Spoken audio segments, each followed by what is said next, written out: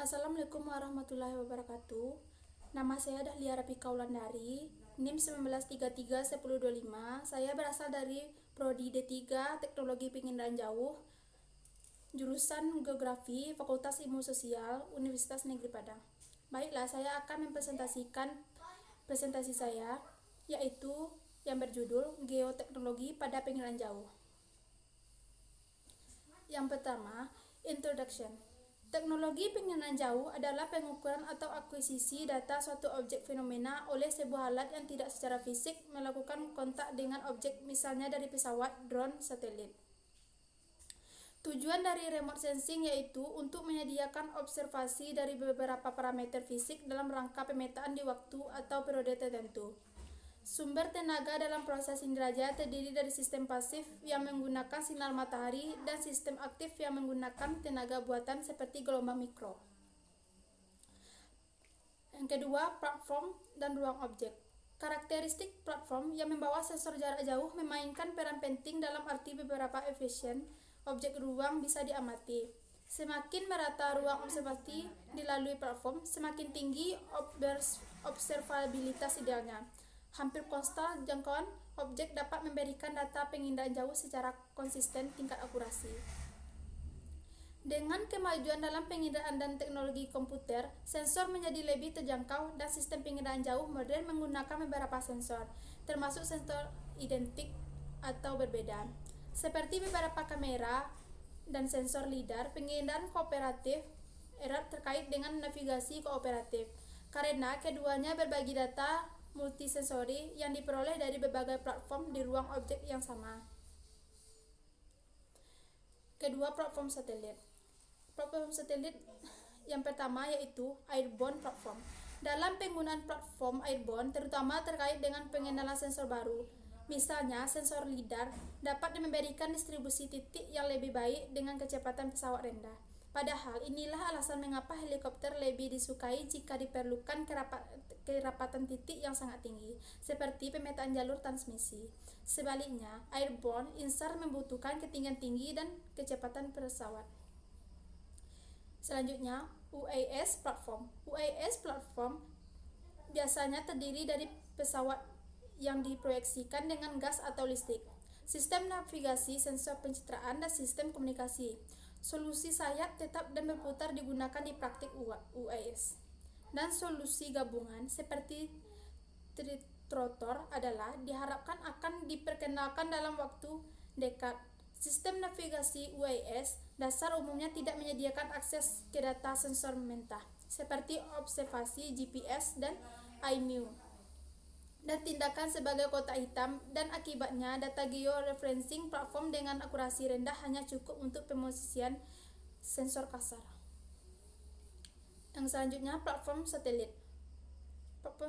Platform satelit terbagi yaitu mobile platform and static platform. Mobile platform, sistem pemetaan seluler atau MMS, ditemukan saat GPS menjadi tersedia dan konsep dasarnya adalah untuk digunakan sensor yang dipasang pada kendaraan yang bergerak, seperti mobil, truk, gerbong kereta api untuk memperoleh data geospasial dengan cara yang sangat efektif melalui koridor transportasi dengan kecepatan perjalanan normal. Dua komponen utama MMS adalah georeferensi platform langsung dan digital pencitraan. Static platform, pemasangan statis sistem pengiraan jauh kasus khusus platform seluler, mewakili pendekatan yang agak baru. Catat ini, webcam dasar telah menyediakan selang waktu dan waktu nyata umpan visual dari banyak lokasi menarik di seluruh dunia. Platform ini bekerja tanpa pengawasan. Platform ini berguna dalam pemantau glitch. Imaging sensor.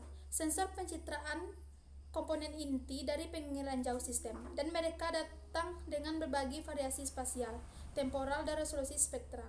Implementasi sistem spasial, sistem sensor, menunjukkan hal berupa keragaman, termasuk konfigurasi sensor tunggal dan ganda, solusi penginderaan aktif dan pasif, dan desain yang benar-benar solid atau optim mechanical. Passive sensing atau penginderaan pasif mendeteksi energi alami, umumnya cahaya, yang dipantulkan atau dipancarkan dari objek yang diamati. Kemampuan untuk melakukan pengindaan tergantung kondisi cuaca. Yang kedua, pengindaan aktif atau active sensing. Sistem pengindaan aktif memiliki sumber energi sendiri yang dipancarkan ke arah objek yang diindra.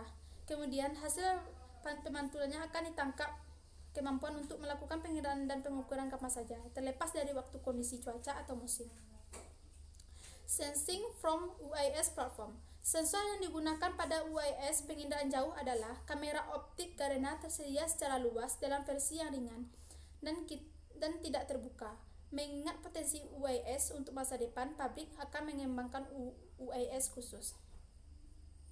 Two trend essential to remote sensing. Istilah crowdsourcing sekitar 10 tahun awalnya ditentukan oleh industri TI. Meskipun secara luas mencakup banyak kegiatan ini, ia semakin terbiasa mengacu pada pemetaan, memperoleh geospasial data, dan pengindaan baru-baru ini.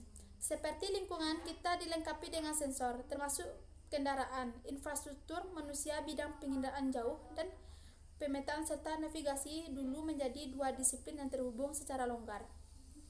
Sebagian besar terhubung dengan menggunakan kerangka koordinat yang sama berdasarkan model matematika dan fisik bumi. Sekarang, perbedaan ini dengan cepat menghilang karena sensor pencitraan dan navigasi semakin banyak digunakan bersama.